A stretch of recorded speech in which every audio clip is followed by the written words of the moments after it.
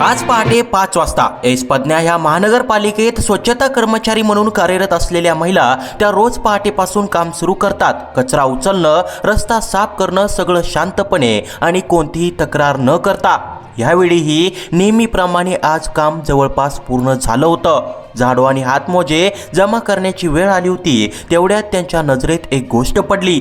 ती रोज दिसणाऱ्या कचऱ्यासारखी नव्हती. कचऱ्याच्या ढिगाऱ्याजवळ एक बंद बॅग पडलेली होती. क्षणभर त्या थांबल्या. कचऱ्यात बॅग असणं सहसा दिसत नाही. कुणीतरी चुकून टाकली असावी किंवा घाईत विसरली असावी, पण ती बॅग तिथे बेवारस पडलेली होती. हे नक्की त्या बॅगकडे पुन्हा एकदा पाहिलं, मग ती उचलली.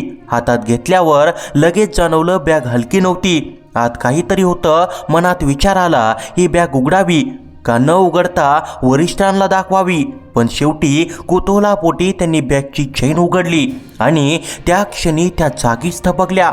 डोळ्यांसमोर जे दिसलं त्यावर काही सेकंद विश्वासच बसला नाही. बॅगेच्या आत काहीतरी चमकत होतं. नीट पाहिल्यावर लक्षात आलं, ते सोनं होतं.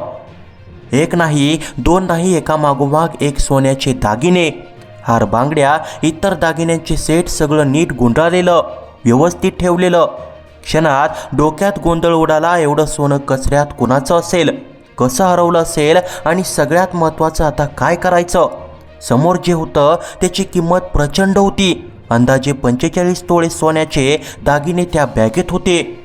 बाजारभावानुसार त्याची किंमत सुमारे 45 लाख रुपयांच्या आसपास होती. अशावेळी अनेक जण वेगळा निर्णय घेतात, पण इथे तसं काही घडलं नाही. समोर लाखोंचं सोनं असूनही पदन्या यांच्या मनात लालसा निर्माण झाली नाही. उलट त्यांच्या मनात एकच विचार आला, ज्यांचं हे सोनं आहे त्याला हे हरवल्यावर कळल्यावर किती मोठा धक्का बसला असेल. हा विचार ठाम झाला. ही बॅग स्वतःकडे ठेवायची नाही, काहीही लपवायचं नाही. त्यांनी तातडीने आपल्या वरिष्ठांना याबाबत माहिती दिली. त्यानंतर एकही वेळ न दडवता पुढचा निर्णय घेतला. बॅग थेट पोलिसांच्या ताब्यात द्यायची. बॅगेत जे काही होतं ते जशास तसं पोलिसांकडे सुपूर्द करण्यात आलं. पोलिसांनी बॅगे उघडून पाहिल्यावर तेही क्षणभर अवाक झाले. कचऱ्यात सापडलेली बॅग आणि एवढ्या मोठ्या प्रमाणात सोन्याचे दागिने, हे प्रकरण गंभीर होतं. पोलिसांनी तातडीने तपास सुरू केला. बॅगेतील दागिन्यांची माहिती नोंदवली. त्याचवेळी एक महत्त्वाची बाब समोर आली. याच दागिन्यांबाबत एका सराफ व्यापाऱ्याने आधीच तक्रार दाखल केलेली होती. तपासात समोर आलं की हा व्यापारी आपल्या मित्रासोबत गप्पा मारत असताना दागिन्याची बॅग जवळच ठेवून बसला होता. गप्पांच्या ओघात त्याला बॅगेचा विसर पडला. काही वेळानंतर बॅग जवळ नाही हे लक्षात येताच त्याची घाबरगुंडी उडाली. लाखोंचं सोनं हरवल्याचं कळताच त्याने तातडीने पोलिसांकडे धाव घेतली. पोलीस तपासात व्यापाऱ्याने दिलेली माहिती आणि कचऱ्यात सापडलेली बॅग यांची पडताळणी करण्यात आली. सर्व तपशील जुळले. बॅग आणि दागिने हे त्याच व्यापाऱ्याचे असल्याचं स्पष्ट झालं. यानंतर पोलिसांनी संपूर्ण प्रक्रिया पूर्ण करत दागिन्यांची बॅग मूळ मालकाच्या ताब्यात दिली. लाखोंचं सोनं परत मिळाल्यावर व्यापाऱ्याच्या डोळ्यात अश्रू होते. काही क्षण तो बोलूच शकत नव्हता, कारण जे घडलं होतं त्यावर त्याचाही विश्वास बसत नव्हता.